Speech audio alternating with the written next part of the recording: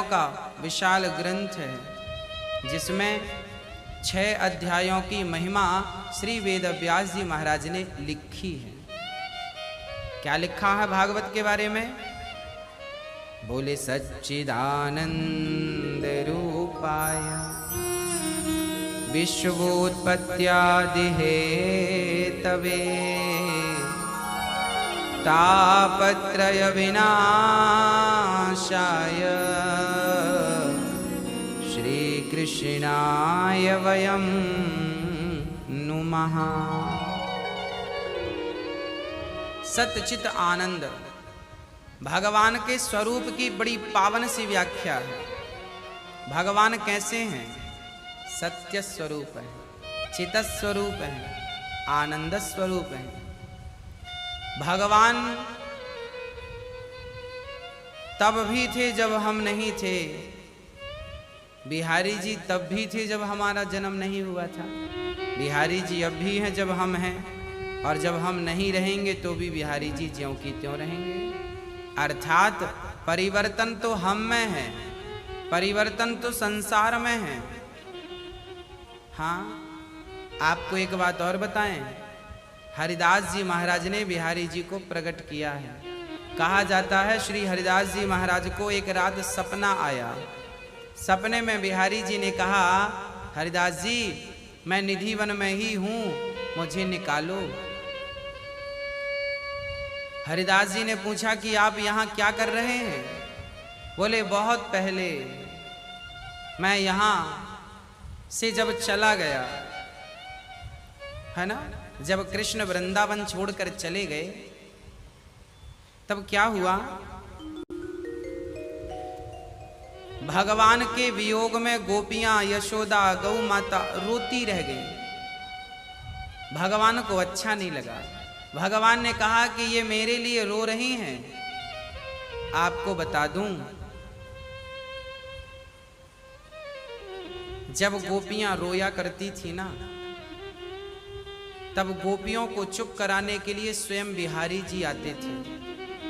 क्या बन कर आते थे? ये जो बिहारी जी है ना, उस जमाने में जब श्री कृष्ण छोड़कर चले गए, तब गोपियों ने कृष्ण कृष्ण पुकारा, तब स्वयं भगवान कृष्ण इस रूप में गोपियों के पास पहुंच गए। और गोपियां इन्हीं को बिठाकर, बिहारी जी को बिठाकर और दर्शन करती, पूजन करती। कुछ दुख कम होता उनका। कृष्ण का विग्रह आ गया, इस रूप में आ गए कृष्ण। जब द्वापर युग समाप्त हो गया, कलयुग आया, तब कलयुग में उनके भक्तों ने, हम सभी भक्तों ने, बिहारी जी के परम भक्तों ने बिहारी जी के लिए मंदिर बनवाया। बिहारी जी मंदिर में रहे। फिर कुछ आक्रांता जब आए तो भक्त लोग जो थे उन्होंने बिहारी जी को निधिवन में मिट्टी के नीचे रख दिया, ताकि आक्रांता बिहारी जी का कुछ बिगाड़ ना सके, क्षति ना पहुंचा सके। हाँ, जैसे कि आज श्रीनाथ जी हैं, राजस्थान में विराजमान है। वो पहले गोवर्धन में विराजते थे, और गोवर्धन से जब वहां के पुजारियों को पता चला कि आक्रांता आ रहे हैं, तो भगवान को लेकर वो चले। उसी प्रकार बिहारी जी को भक्तों ने जमीन के भीतर रख दिया, निधिवन जी में। फिर भगवान ने श्री हरिदास जी से कहा कि बहुत दिन मैं नीचे रह लिया, अब आप मुझे ऊपर लाओ और भक्तों तक पहुंचाओ। तब श्री हरिदास जी महाराज ने बिहारी जी को प्रकट कर लिया।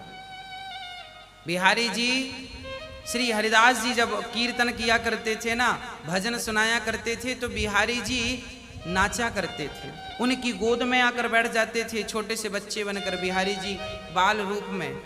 और तब श्री हरिदास जी बिहारी जी को कुछ दिन बिहारी जी निधिवन में ही रहे। हाँ, बिहारी जी का मंदिर पहले निधिवन में था।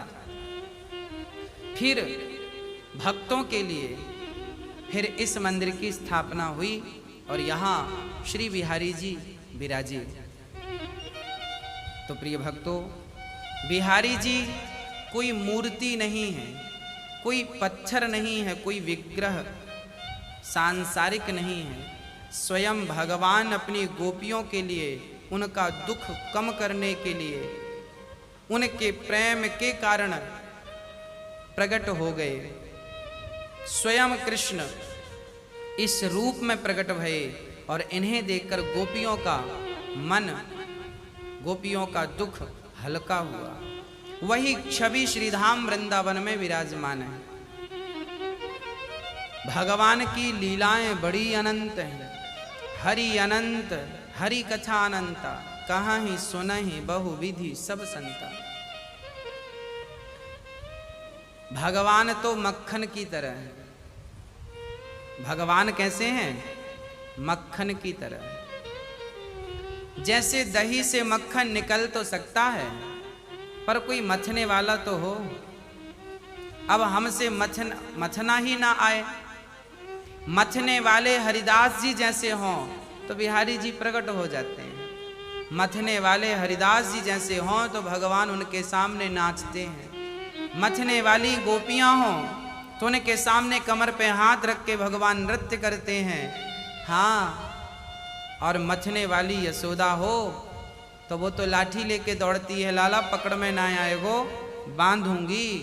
आगे आगे भगवान डर के कारण भाग रहे हैं, मैया पकड़ लेगी तो मारेगी। वाह, जिसकी भ्रकुटी मात्र से, जिसके पलक झपकने मात्र से पृथ्वी समाप्त हो सकती है, प्रलय हो सकता है और सृष्टि उत्पन्न हो सकती है, ऐसे सामर्थ्यवान भगवान आज माँ यशोदा के डर से भाग रहे हैं। ये भगवान की भगवत्ता नहीं तो क्या है, सहजता नहीं तो क्या है। प्रिय भक्तों, ये भगवान की सहजता है, ये भगवान की सहजता है। भगवान मक्खन की तरह हमसे मंथन करना आ जाए, बस दही मंथन कर लो, मक्खन प्रकट। तुम भक्ति कर लो, भगवान प्रकट। तो भगवान सत्य स्वरूप है, सच्चिदानंद रूपाय। सत्य चित, भगवान चित स्वरूप है, सबके भीतर विराजमान है। हाँ, भगवान ही। अच्छा, हमारे पास जो देखने की शक्ति है, उस शक्ति के रूप में भगवान ही तो हैं। हमने की शक्ति है, सुनने की शक्ति के रूप में भगवान ही तो हैं। यही तो भगवान। कोई कहे कि भगवान कहाँ है? भगवान शरीर के किस अंग में रहते हैं? तो भगवान कान में रहते हैं।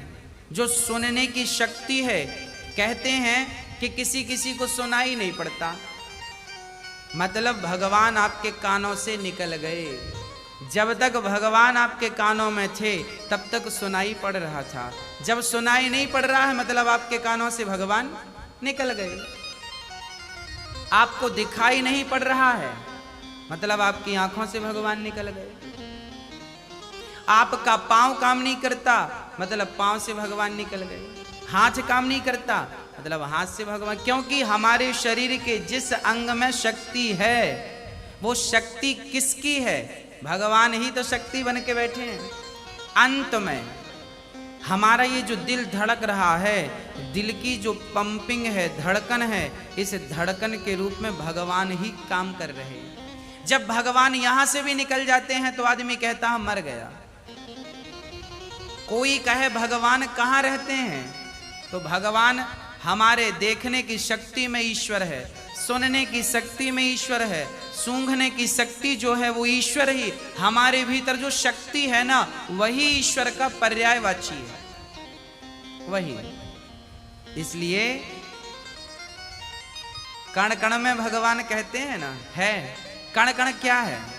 कण कण का मतलब है रोम रोम में भगवान है।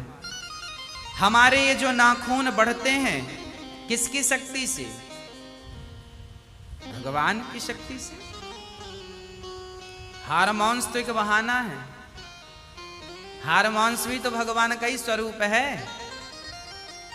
सीधा अर्थ यह है कि हमारे शरीर के कण कण में, हमारे शरीर की जो रक्त की बूंदें हैं, रक्त की हर बूंद कृष्ण है, हर बूंद कृष्ण है, शरीर का हर रोम कृष्ण है। हाँ, क्या कहें, किस कृष्ण के सिवा इस सृष्टि में क्या है? आप कहो कि घड़े से मिट्टी निकाल लो, तो घड़े से मिट्टी निकाल लोगे तो बचेगा क्या? अरे मिट्टी ही तो घड़ा बन गई, घड़ा कोई अलग थोड़ी है, मिट्टी थोड़ी अलग थोड़ी है। जैसे घड़ा ही मिट्टी है, ऐसे भगवान ही आप हैं, भगवान ही स्त्री है, भगवान ही पुरुष है, भगवान ही चींटी है, भगवान ही ये संसार है। हम कहते हैं भारत माता। अच्छा बताओ, भारत किसे कहते हैं? हमारे देश का नाम क्या है?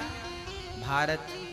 तो हमारे देश में भारत किसे कहा जाता है? वो कौन सी वस्तु है जिसे हम भारत माता कहते हैं?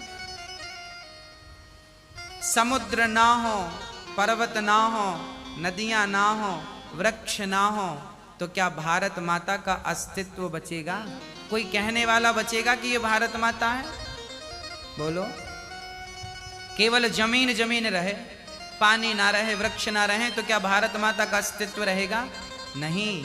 सीधा तात्पर्य यह है कि हमारे जो वृक्ष हैं ये भी भारत माता है, नदियां हैं ये भी भारत माता है, पहाड़ हैं ये भी भारत माता है, समुद्र हैं ये भी भारत माता है, पृथ्वी ये भी भारत माता है, और आप भी भारत माता हो, हम भी भारत माता है। हम सबको मिलाकर भाई, हथेली किसको मिलाने से हथेली बनती है? ये पांचों उंगलियां हैं और ये है तब हथेली है ना?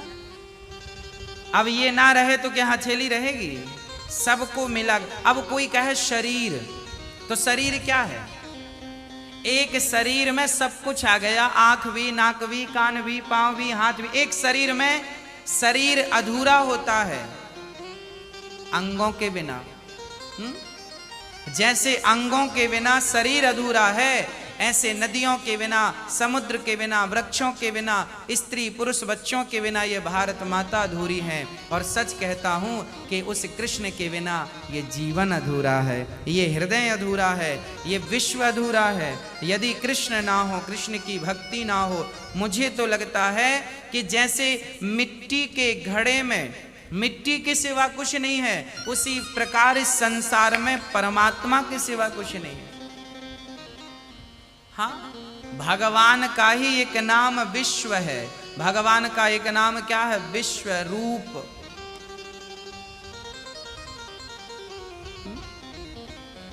विश्व भगवान का नाम। तो भगवान ही विश्व है, चित स्वरूप भगवान है। भगवान का तीसरा नाम आनंद स्वरूप, सच्चिदानंद रूपाय। आनंद, आनंद क्या है? आनंद भगवान का स्वरूप है।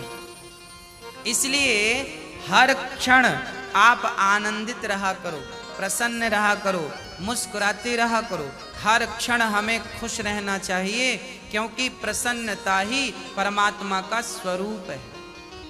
परमात्मा कहाँ बसते हैं? बोले प्रसन्नता में बसते हैं।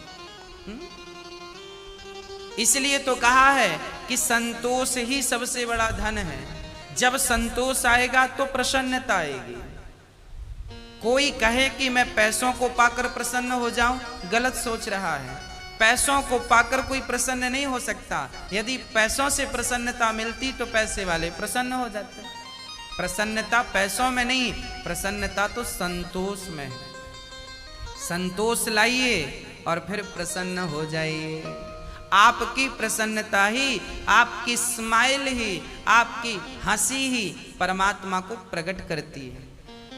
आपकी मुस्कान ही परमात्मा है। सीधी बात कहें तो आपकी मुस्कान में परमात्मा बसता है। भगवान मंदिर में नहीं, भगवान आपकी स्माइल में, आपकी मुस्कान में बसते हैं। इसलिए हर पल मुस्कुराया करो, क्योंकि आप जब मुस्कुराएंगे ना तो आपके मुखमंडल में भगवान बसेंगे। और आप जब मुस्कुराएंगे नहीं तो भगवान बोले यहाँ मेरा कोई काम नहीं। कोई आपसे मुस्कुरा के बात करे, अच्छे से बात करे, तो आप ना कितने भी व्यस्त हों उसको समय देंगे, उसके संग आपको बात करने में अच्छा लगेगा। कोई मुस्कुरा के आपकी तरफ देख रहा है, आपसे बात कर रहा है, आपका हाल चाल पूछ रहा है, आपको अच्छा लगेगा। बस आप मुस्कुराइए तो सही, आपकी मुस्कान पे परमात्मा रीझ जाएंगे। इसलिए मीराबाई कभी हंसती थी तो कभी रोती थी।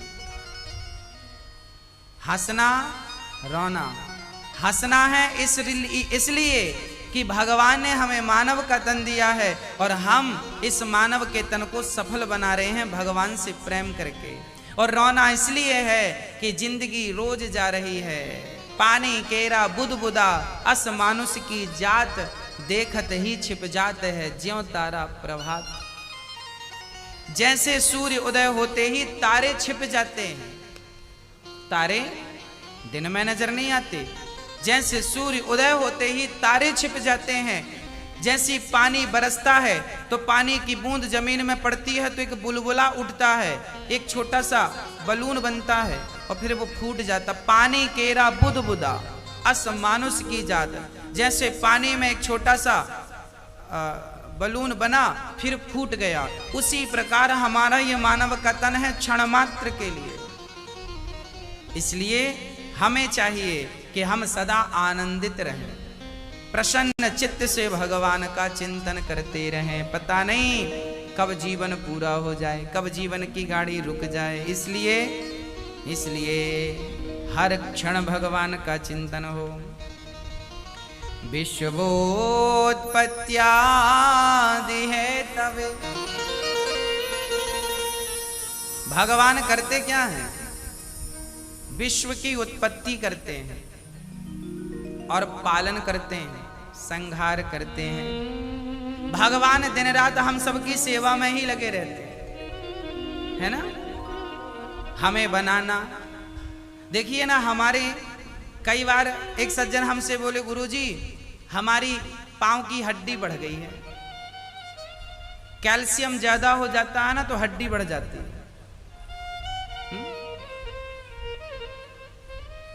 सोचो, जब भगवान ने आपको जन्म दिया था तब तो आपका कुछ बड़ा छोटा नहीं था, सब परफेक्ट था, ना तो हड्डी कहीं निकली थी, ना आंख कहीं निकल के भाग रही थी। सब भगवान ने बिल्कुल परफेक्ट किया है आपको। कितने तरीके से आपको बनाया, डिजाइन किया है। 9 महीने तक बनाया, फिर संसार में भेज दिया, चलो तैयार हो गया, भेजो। संसार में भेजा तो संसार में भेज तो दिया है, क्या वो आपका और हमारा पालन नहीं कर रहा है? करता है। हम सबको पालने वाले भगवान ही हैं। कोई लाख कहे कि हम करते हैं, बिल्कुल झूठ बात है। तुम भले अपना नाम जप रहे हो, पर सच्चाई यही है कि तुम भगवान को नमस्कार करो या ना करो, प्रणाम करो या ना करो, पर भगवान पालन वही कर रहे हैं। सबके पालनहार वही है, सबके पालनहार। ये दुनिया को बनाते हैं, बना के चलाते हैं। हाँ, ये दुनिया को बनाना, बना के फिर चलाना, ये दुनिया को बनाना, बना के फिर चलाना, बस इसी का काम है।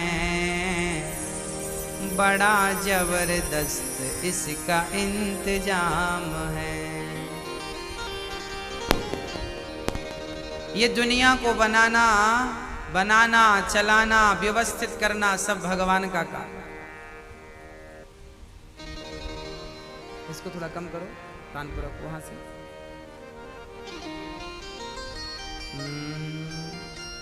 सब भगवान करते हैं। विश्व की उत्पत्ति, पालन और संहार कर देते हैं। इसलिए हमें क्या कहना चाहिए? सब भगवान करते हैं तो फिर हम क्या करें? जब सब भगवान करते हैं तो हम क्या करें? हम क्या करें? हम सीताराम सीताराम कहें। सीताराम सीताराम सीताराम कहिए, है ना? और जाहि विधि रखे राम, ताहि विधि रहिए। हाँ, हर पल हमें क्या करना है? जब हमारा काम वही कर रहे हैं तो हम तो केवल उनकी गोद में बैठे उन्हें याद करें। क्या करना है? आओ वही करते हैं जो करना चाहिए। सीताराम सीताराम सीताराम, झोपड़ी में वास दे। धन्यवाद निर्विवाद राम राम कहिए, जाहि विधि राखे राम, ताहि विधि रहिए। हाँ,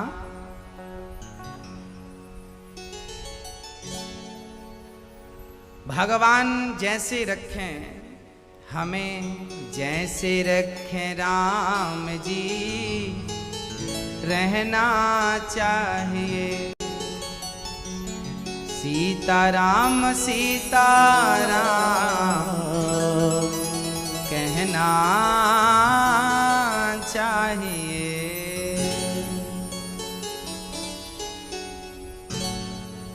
जैसे रखें राम जी रहना चाहिए।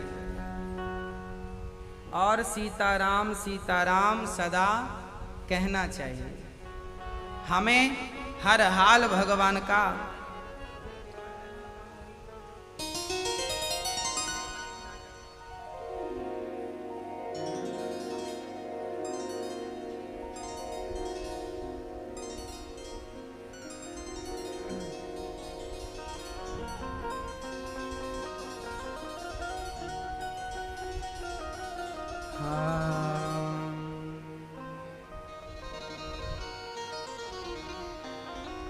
सीताराम सीताराम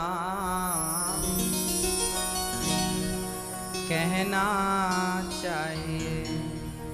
हर पल भगवान का हम चिंतन करें और हर पल राम नाम की शरण ग्रहण करें। भगवान विश्व की उत्पत्ति करने वाले हैं।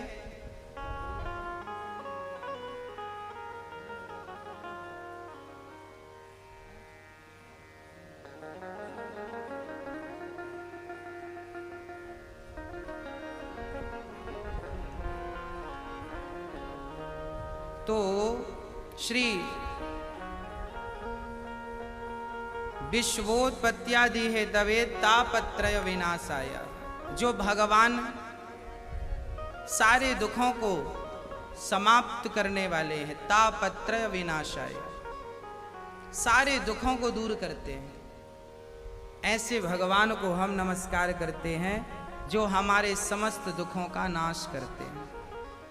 भगवान सारे दुखों को हरण करने वाले हैं। यदि भक्त पर कोई संकट आ जाए तो जैसे माँ बच्चे के ऊपर आई संकट को तुरंत अपने ऊपर लेकर उसे समाप्त कर देती है, ऐसे भक्त पर आई संकट को भगवान अपने ऊपर लेकर के उसको समाप्त कर देते हैं। भगवान भक्त को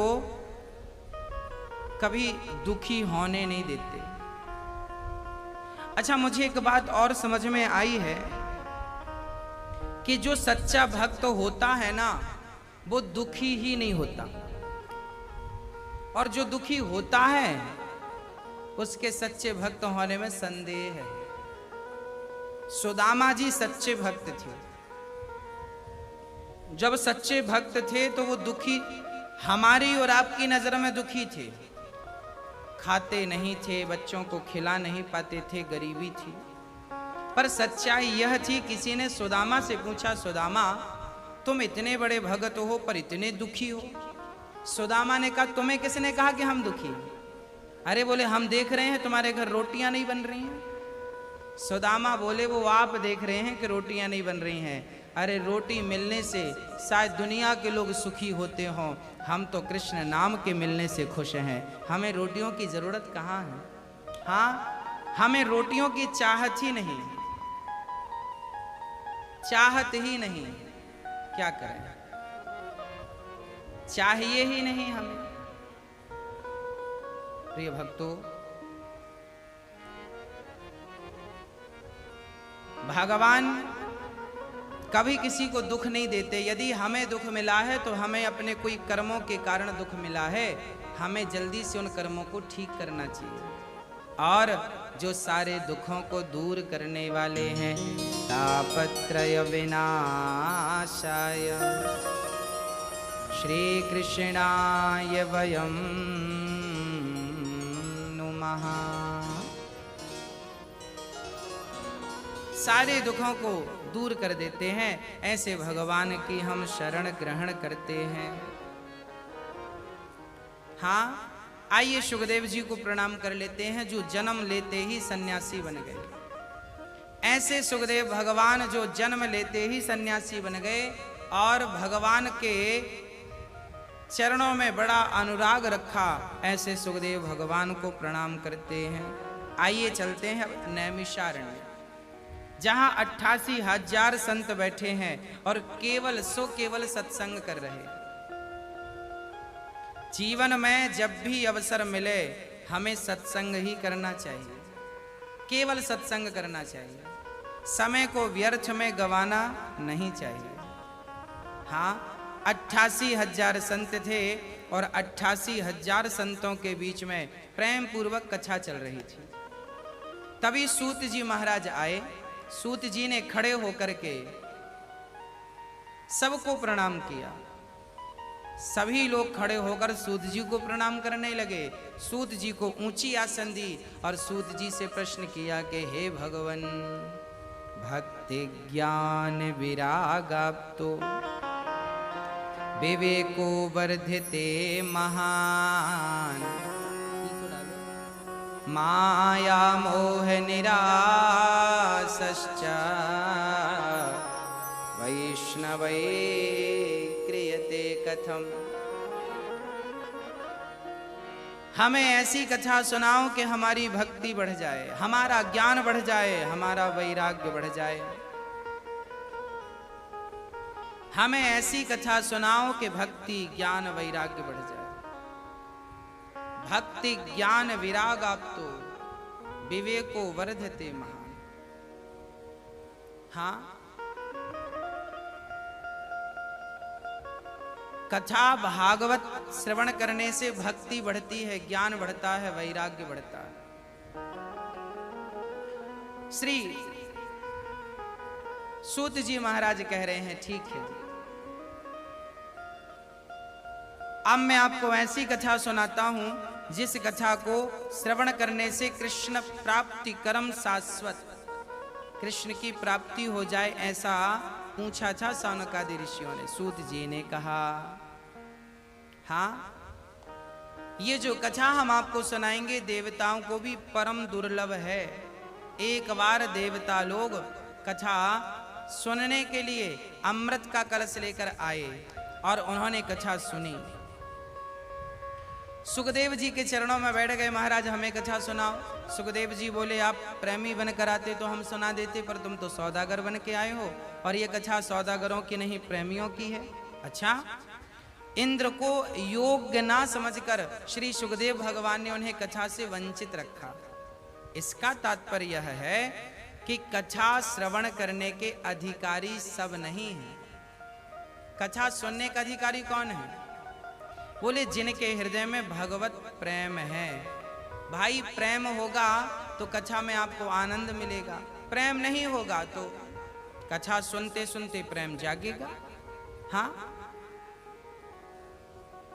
पर प्रेम यदि है भगवान के चरणों में तो कथा सुनने का बहुत लाभ है।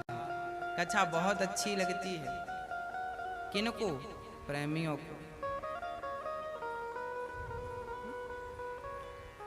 सुखदेव जी ने उन्हें कथा नहीं सुनाई। आप योग्य नहीं, इंद्र को योग्य नहीं समझा। भैया थोड़ा बढ़ाओ उसको। हाँ बढ़ाओ, मतलब बढ़ाओ। कथा को योग्य नहीं, कथा के योग्य नहीं समझा इंद्र को। सुखदेव भगवान राजा परीक्षित को भागवत सुनाते हैं और जब 7 दिन की कथा सुनकर राजा परीक्षित का उद्धार होता है तब इंद्र के आश्चर्य का ठिकाना नहीं रहा। तराजू बांधी, एक पलड़े पे भागवत को रखा, दूसरे पलड़े पर स्वर्ग के सुखों को रखा। तराजू पर तौल कर देखा तो भागवत का पलड़ा भारी था। क्यों भारी था? यहां एक चीज समझने की है। इंद्र ने तराजू पे क्या क्या रखा? एक पलड़े पे भागवत रखी, दूसरे पलड़े पे स्वर्ग के सुख मतलब धन को रखा। अब मुझे आप ये बताओ कि धन भारी है या ज्ञान भारी है? बोलो।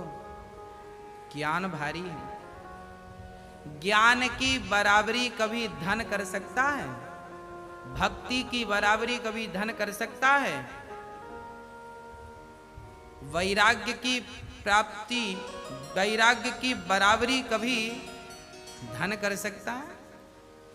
एक महात्मा को आपने कहा महात्मा जी हमारे घर आना, महात्मा जी बोले नहीं आएंगे। आपने कहा हम 2 लाख रुपए देंगे आपको, महात्मा जी बोले तेरे 2 लाख तू ही रख, हम नहीं आएंगे। हम महाराज जी 20 लाख देंगे आपको, आप आओ। 50 लाख दोगे तो नहीं आएंगे। अच्छा महाराज जी 1 करोड़ दे दें आपको, महाराज जी बोले नहीं आएंगे। 10 करोड़ दे दें, नहीं आएंगे। 50 करोड़ दे दें, नहीं आएंगे। अब बताओ क्या करोगे आप पैसों से? उनको पैसों से तौलोगे? इंद्र चाह रहे हैं कि हम तो धनवान हैं, धन से ही सबको तौल देंगे। याद रखना, धन से दुनिया के लोग तुलते होंगे पर धन से ज्ञान को नहीं तौल सकते आप। इसलिए भागवत में 3 चीजें कूट कूट के भरी हैं। 3 चीजों से ही भागवत बनती है, भक्ति से, ज्ञान से और वैराग्य से। भागवत में क्या है? भागवत में 3 चीजें हैं, भक्ति समाई है, ज्ञान समाया है और वैराग्य है। अब भक्ति का रंग चढ़ा था मीरा को तो उसके पास भी सोना था, पर भक्ति का रंग चढ़ने के बाद सोना चांदी की कीमत रह कितनी जाती है? भाई हम लोगों के लिए शायद सोने की कीमत 50,000 रुपए तोला है, पर जिसे भक्ति का रंग चढ़ चुका है उसके रास्ते पर सोने बिछा दो तो क्या उसे कोई काम है?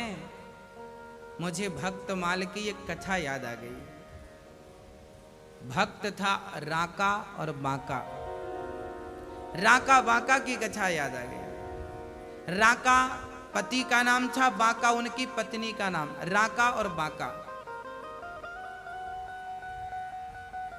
क्या भाव था जरा समझिएगा। राका बांका दोनों भगवान का भजन करते, दोनों पति पत्नी मिलकर भजन करते। और एक दिन भजन करते, उसके बाद वो जंगल जाते, जंगल से लकड़ियां समेटते दोनों पति पत्नी और जंगल की लकड़ियां बाजार में बेचते। जो भी पैसा उन्हें मिलता उससे वो अपनी दाल रोटी चलाते और बस दाल रोटी खाकर, नमक रोटी खाकर प्रेम से भगवान का भजन, विठ्ठल विठ्ठल विठ्ठल। महाराष्ट्र के संत थे, विठ्ठल विठ्ठल, गृहस्थी थे आपकी और हमारी तरह, पति पत्नी वाले थे। वो बच्चों के लिए नहीं रोते थे कि भगवान बेटा नहीं हुआ, बेटा नहीं हुआ, पैसा नहीं हुआ, पैसा नहीं मिला ना, राका वाका दोनों बस विठल विठल जपते। एक दिन भक्त नामदेव ने विठल से कहा कि भगवान ये राका वाका बहुत गरीब है, आप इनकी गरीबी दूर क्यों नहीं कर देते। भगवान बोले हम तो आज कर दें, पर ये कुछ लेते ही नहीं है, हम क्या करें। नामदेव जी बोले नहीं नहीं क्यों नहीं लेंगे, चलो देते हैं। तो आज जानते हो क्या हुआ, आज क्या हुआ कि भगवान ने सोने से भरी एक थैली उनके रास्ते पर रख दी, जिस रास्ते से वो जंगल जाते थे। और नामदेव जी और विठ्ठल भगवान दोनों पेड़ के पीछे छिप गए। राका वाका जा रहे थे, राका आगे आगे थे, बाका जरा आज पत्नी जी जरा पीछे रह गईं। राका ने देखा कि रास्ते में सोना पड़ा है, राका ने देखा सोना पड़ा है तो पलट करके देखा पत्नी आ रही है बाका। राका जी ने सोचा कि कहीं मेरी पत्नी ने देख लिया और कहीं उसके अंदर भाव जाग गया, क्योंकि माताओं को सोना बड़ा प्रिय लगता है, कहीं उसका भाव जाग गया लेने का। तो राका जी ने जल्दी से सोने के ऊपर मिट्टी डाल दी। तब तक बाका आ गई। स्वामी जी क्या कर रहे हैं? बोले हम मिट्टी डाल रहे हैं। किसके ऊपर? बोले सोने के ऊपर। बाका ने कहा आप सोने के ऊपर नहीं, आप मिट्टी के ऊपर मिट्टी डाल रहे हैं। अब तो राका बड़े प्रसन्न भई, वाह मैं तो सोना समझ रहा था, मेरी पत्नी तो माटी समझ रही है। अब ठीक है, दोनों आगे चले गए, पैसा पड़ा रहा। भगवान ने कहा देखो नामदेव, ये दिया पैसा लिया ही नहीं, लिया ही नहीं। आगे चले। नामदेव जी बोले अच्छा एक काम करो, ये लोग जंगल की लकड़ी समेट के बेचते हैं, एक काम करते हैं हम लोग ही गट्ठे बना देते हैं जल्दी से चल के। तो भगवान गए और भगवान ने जल्दी से सारी जंगल की लकड़ियों के गट्ठे बना बना के रख दिए ताकि ये उठाए और चल पड़े। अब जब तक राका वाका जंगल पहुंचे तब तक सारी लकड़ियां गट्ठा बन के रख चुकी थी। राका ने बाका से कहा देखो लगता है आज कोई जंगल में हमसे पहले आ गया और गट्ठा बना के लकड़ी रख दी। ये लकड़ी तो उसकी है जिसने गट्ठे बनाए हैं, और हमारा क्या काम। पूरे जंगल में ढूंढा, लकड़ी बची ही नहीं। अब लकड़ी नहीं बची तो दोनों खाली हाथ आए और खाली हाथ घर आए, पानी पी के लेट गए। लेटे लेटे राका बोले सुनो, आज हम लोग ने सोने का केवल दर्शन कर लिया तो आज हमें भूखा सोना पड़ा। सोचो उठा लेते तो क्या दुर्गति होती। नामदेव से विठलनाथ ने कहा सुन रहे हो बैरागी बाबा को, ऐसा भगत, ऐसे भक्त जिसके अंदर भक्ति आ गई, प्रेम आ गया, वो भला धन दौलत से बहुत ऊंचा उठ गया है। उसे क्या काम धन से, क्या काम पैसों से, कोई काम नहीं, कोई काम नहीं। तो प्रिय भक्तों, इंद्र की यही गलती, यही अपराध है। भागवत जो भक्ति, ज्ञान और वैराग्य और स्वयं भगवान का स्वरूप है, उसे इंद्र ने सोने चांदी से तौल दिया। इसलिए मैं आपसे निवेदन करता हूं कि भागवत जो है वो सोने चांदी हीरे मोती से भी श्रेष्ठ है। अमृत कोई पी ले तो उसे स्वर्ग प्राप्त होगा, पर भागवतामृत कोई पी ले तो उसे भगवान की प्राप्ति हो जाएगी। इसलिए भागवत सबसे श्रेष्ठ है। इंद्र का अहंकार समाप्त हुआ जब भागवत से भगवान प्रकट हो गए। एक बार नारद जी ने भी इस भागवत को सुना। अच्छा हाँ, एक बार नारद जी समस्त तीर्थों की खोज पर निकल गए। कहाँ कहाँ गए? अहम तू पृथ्वीं यातो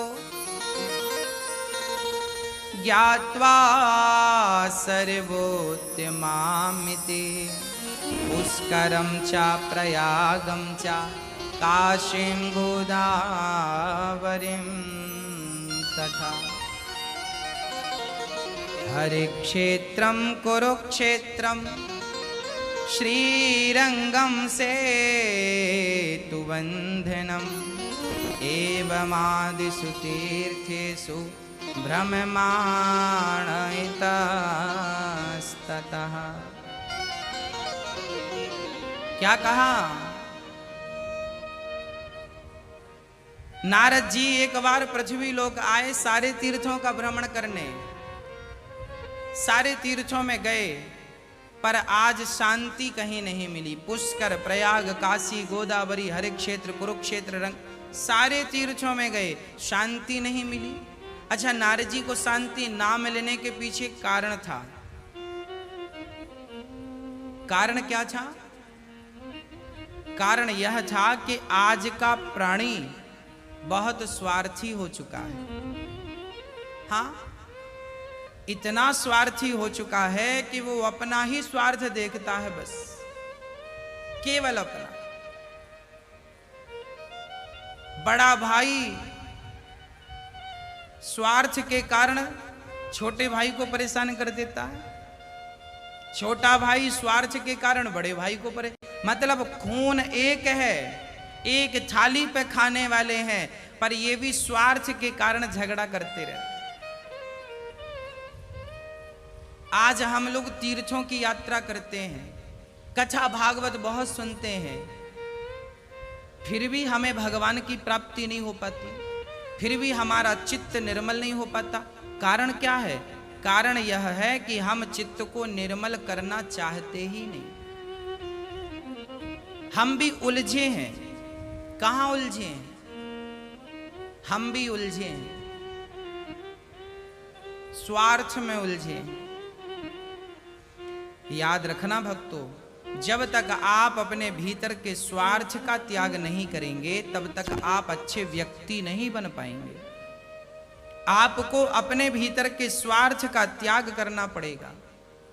अपनी जो इच्छाएं तमाम बना रखी हैं उनका त्याग करना पड़ेगा। सच्चे मार्ग पर चलते रहिए, चलते रहिए, चलते रहिए।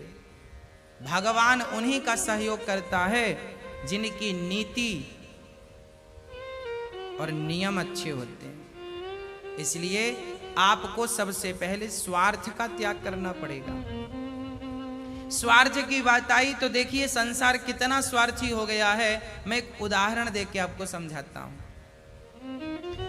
दो भाई थे, सगे भाई, दोनों बहुत प्यार करते थे एक दूसरे से। एक ही घर पर, एक ही चूल्हे पर रोटी बनती और प्रेम से खाते। एक दिन क्या हुआ, बड़ा भाई छत पर था, ऊपर। गांव की कहानी है। बड़ा भाई छत पर था, छोटे भाई ने आवाज लगाई, भैया चलो चलते हैं बगीचे। दोनों चले, बड़ा भाई छोटा भाई बगीचे गए।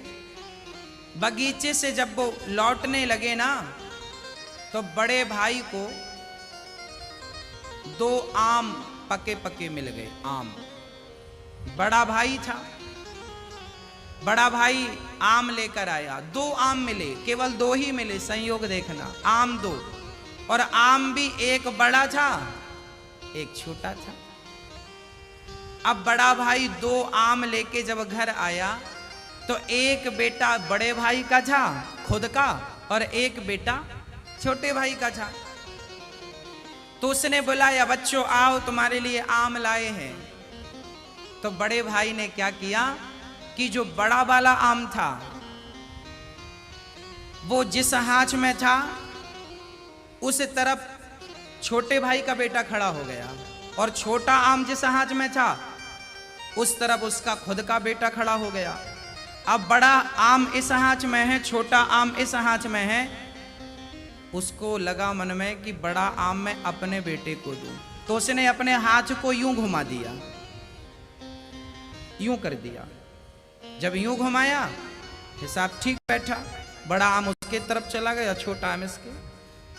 बात आम की थी, और आम कोई बहुत महंगी चीज तो है नहीं, परंतु इस चीज को छोटे भाई ने देख लिया। छोटे भाई ने देखा और आंखों में आंसू भर के चला गया। थोड़ी देर बाद छोटा भाई आया और उसने बड़े भाई के पांव पकड़ के कहे, भैया अब मैं आपके पास रह नहीं सकता, मैं जा रहा हूं घर छोड़कर। अरे क्या हुआ, कहां जा रहे हो घर छोड़कर? हम तुम्हारे बिना कैसे रहेंगे? ना भैया, रिश्ते तब तक ही चलते हैं जब तक कपट नहीं होता। रिश्तों में रहने में तब तक ही मजा है जब तक कपट नहीं होता, और जब कपट की एंट्री होती है ना तो रिश्ते फिर टूट जाते हैं। बड़े भाई को छोटे भाई ने कहा कि बस अब मुझे नहीं रहना, बस मैं जा रहा हूं। लाख समझाया बड़े भाई ने, छोटा भाई बोला नहीं, अब नहीं, अब मैं जा रहा हूं। चल पड़ा छोटा भाई। बड़े भाई को उसने ये नहीं कहा कि तुमने कपट किया है, तुमने आम नहीं दिया, ये झगड़ा नहीं किया, ना ना ना ना ना। इससे हमें क्या सीखने को मिला? इससे हमें ये सीखने को मिला कि हम अपने बारे में ना सोचें। हम जब भी सोचें अपने भाई के बारे में सोचें, अपनी माँ के बारे में सोचें, बड़ा भाई छोटे भाई के बारे में सोचे और छोटा भाई बड़े भाई के बारे में सोचे।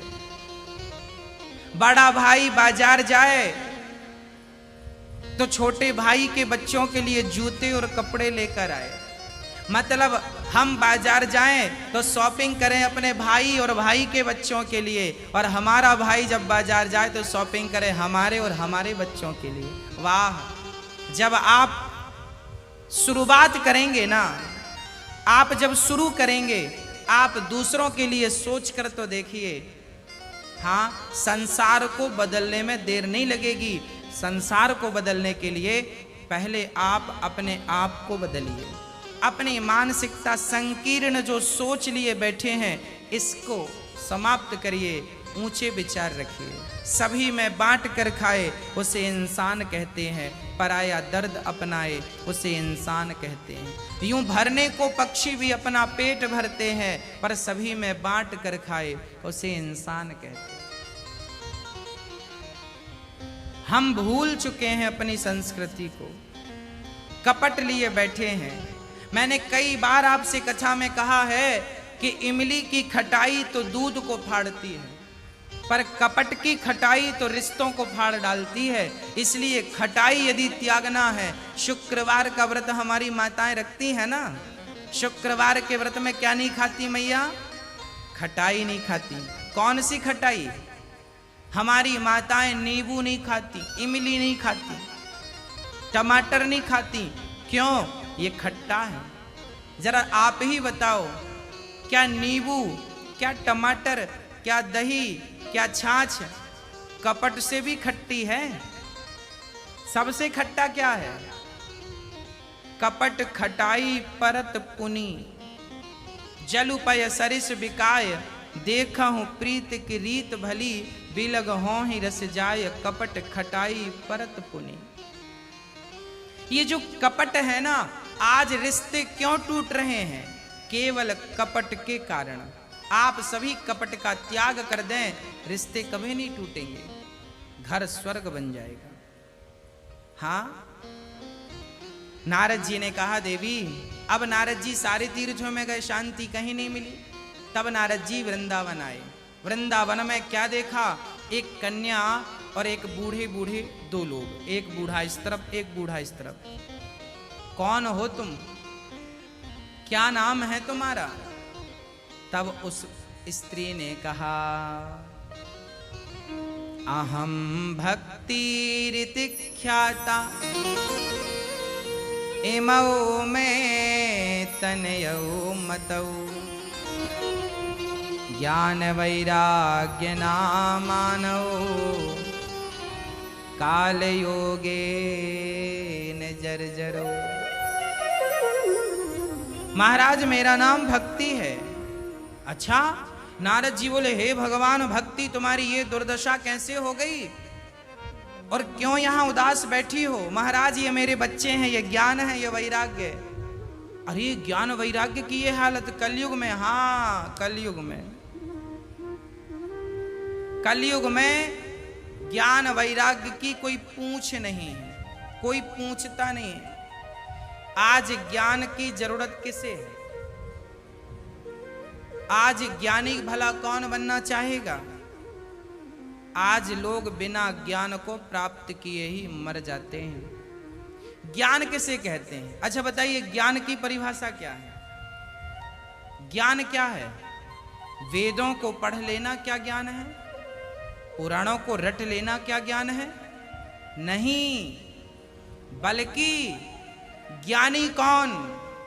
जो परमात्मा को कण कण में देखना शुरू कर देता है, जो हर जगह भगवान को देखना शुरू कर देता है, जहां नजर डाले वहां उसे कृष्ण नजर आए, बस उसी को आप ज्ञानी समझिएगा। ज्ञान क्या है? सर्वम खलविदम ब्रह्म की भावना ही तो ज्ञान का परिचय कराती है। सीय राममय सब जग जाने की भावना ही तो ज्ञान का प्रबोध कराती है। यदि हमारे भीतर हम स्त्री को देखें तो राधा स्वरूपा देखें, पुरुष को देखें तो कृष्ण स्वरूप देखें, जब हम जीव मात्र में भगवान का दर्शन करके प्रणाम करने लग जाएंगे, तब समझ लेना कि हम ज्ञानी हो गए। ज्ञान रटना नहीं है, ज्ञान चरितार्थ का सब्जेक्ट है, चरित्र पे उतारने का विषय है। वैराग्य क्या है? बताइए, वैराग्य किसे कहते हैं? हमारे बचपन में हमने गुरुजनों से कथा सुनी। पहले के जमाने में ना गांव में नल हुआ करते थे, हेड पंप ऐसे हाथ से, अभी भी है। तो लोग ना पहले नल में ही नहाने जाया करते थे, है ना। तो एक पति और पत्नी नल पर थे। पति नहा रहा था, पत्नी नल चला रही थी। तभी गांव में बैंड बाजे बजने लगे।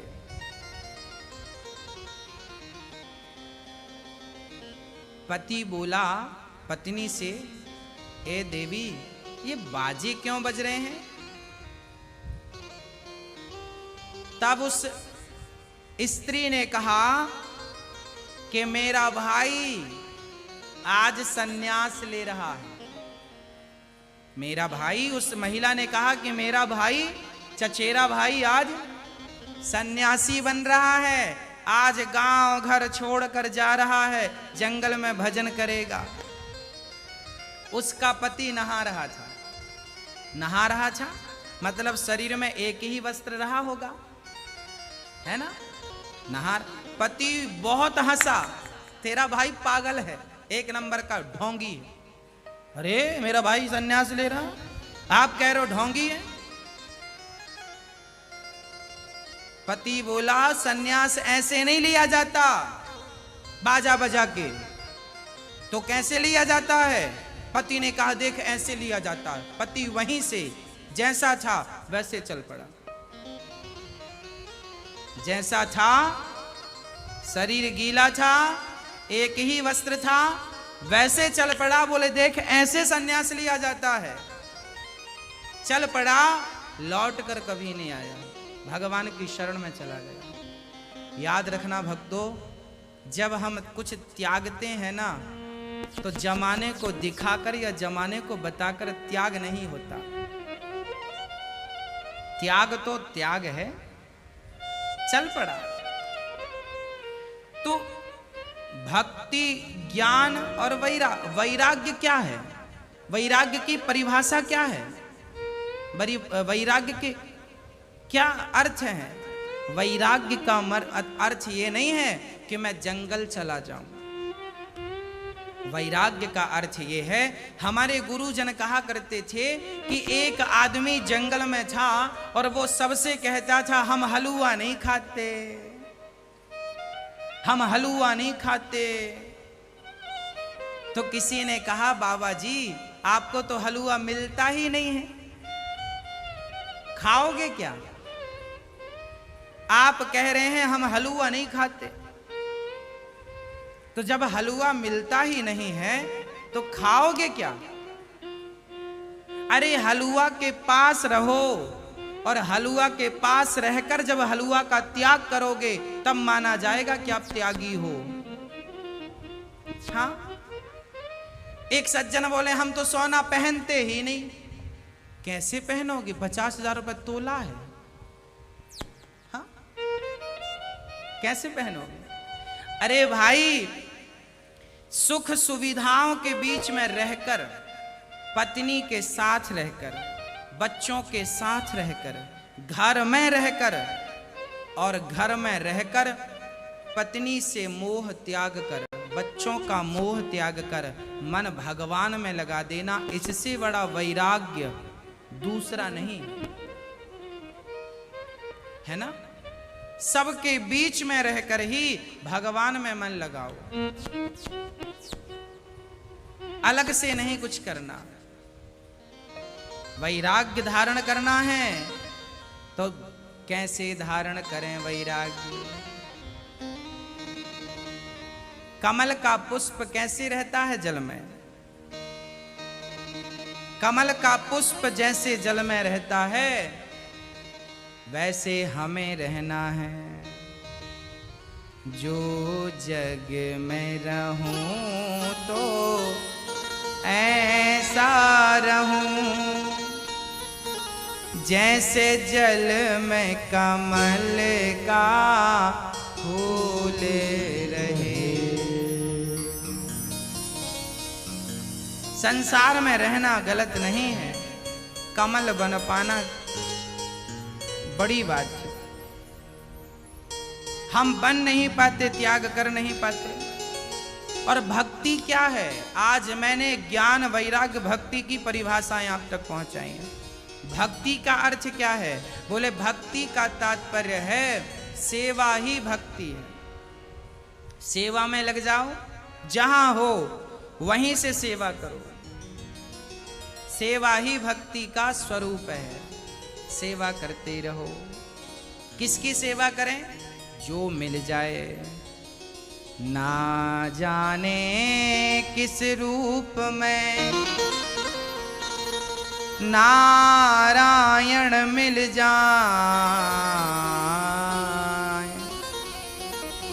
ना जाने किस रूप में नारायण मिल जाए। पता नहीं किस रूप में हमें भगवान मिल जाए। हर रूप में भगवान का दर्शन और सेवा करिए। नारद जी महाराज ने गीता, वेद, वेदांत, भक्ति, ज्ञान, वैराग्य को सुनाए। वैराग्य और ज्ञान का दुख दूर नहीं हुआ। भक्ति तो युवा थी, भक्ति तो जवान थी। धन्यम वृंदावनम तेना भक्तिर्नृत्यति यत्र च। धन्य है ये वृंदावन, जहां भक्ति महारानी ताता थैया करके नाच रही है, झूम रही है इस वृंदावन में। अब बहुत बहुत विचार होने लगा। नारद जी आश्चर्य में डूब गए, क्या करें कि भक्ति का दुख दूर हो जाए। तब समझ में आया कि भक्ति का दुख दूर करना हो तो एक उपाय करना पड़ेगा। गीता सुनाते हैं, वेद पुराण सुनाते हैं, सारा कुछ सुना दिया, नहीं हुआ। तब आकाशवाणी हुई, नारद जी सत्कर्म करिए। सत्कर्म की खोज में नारद जी निकले, बद्रीनाथ पहुंचे। वहां 4 संत मिले, सनक, सनंदन, सनातन, सनत हुआ। इन चारों संतों ने कहा कि नारद जी जब तक भक्ति, ज्ञान, वैराग्य को भागवत नहीं सुनाएंगे तब तक उनका दुख दूर होने वाला नहीं। तात्पर्य क्या है? भागवत सुनने से हमारा और आपका ही नहीं, भक्ति, ज्ञान, वैराग्य का भी दुख दूर होता है। कथा सुनाई गई। कहाँ? हरिद्वार के पावन तट पर। नारद जी ने कहा मैंने वेद वेदांत सुनाए, दुख दूर नहीं हुआ तो भागवत से कैसे होगा? तब ऋषियों ने कहा कि दूध से ही घी बनता है, पर घी जो कर सकता है, दीप जला सकता है, पूड़ी बना सकता है, ये काम दूध तो नहीं कर सकता। दूध से ही घी उत्पन्न होता, फिर भी वो शक्ति घी के भीतर है। यहां एक बात आपको समझनी पड़ेगी। कहते हैं बादाम में बहुत शक्ति होती है, होती है? बादाम में बहुत ताकत होती है, तो फिर बादाम से ही कह दो बादाम जाओ फलाने से लड़ लो, तुम में तो ताकत है। बादाम थोड़ी लड़ने जाएगी। बादाम में शक्ति है, पर वो खुद नहीं लड़ सकती। बादाम आप खाइए, आपके भीतर उसकी शक्ति आएगी, फिर वो शक्ति का फिर आप चाहे तो सदुपयोग कर लो, चाहे तो दुरुपयोग कर लो। उसी प्रकार सारे वेद पुराणों की शक्ति श्रीमद् भागवत की कथा, और भागवत की कथा है। अब भागवत की कथा जब तक आप सुनेंगे नहीं, हृदय में उतारेंगे नहीं, तब तक चित्त की शुद्धि कैसे होगी?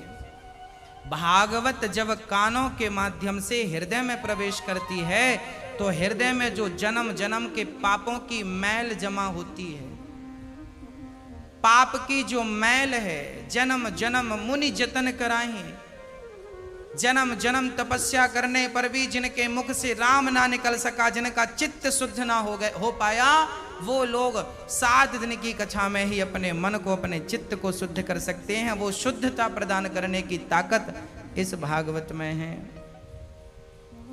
और प्रेम पूर्वक नारद जी ने कहा ठीक है, फिर कथा सुनाइए। हरिद्वार के पावन तट पर बैठ गए। गंगा का किनारा था, बालू थी, पेड़ की छांव थी, 4 आसन लगाई सनक सनंदन सनातन सनत कुमार के लिए। नारद जी मुख्य श्रोता बन के बैठे और कथा स्टार्ट हो गई, कथा प्रारंभ हो गई। सदा सेव्या सदा सेव्या श्रीमद् भागवती कथा, यस्याः